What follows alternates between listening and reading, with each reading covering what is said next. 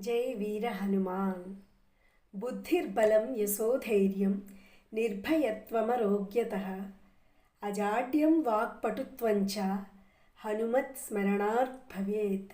అంటే హనుమంతునికి స్మరణ చేస్తే బుద్ధి, బలం, కీర్తి, ధైర్యం, భయరాహిత్యం, అలాగే ఆరోగ్యం, అలసత్వం లేకపోవడం, మాటలలో స్పష్టత, ఇవన్నీ మనలోని స్వయంగా కలుగుతాయి.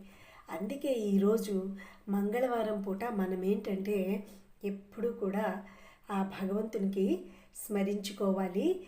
హనుమంతునికి ముఖ్యంగా ఈరోజు మనము స్మరించుకోవాలి.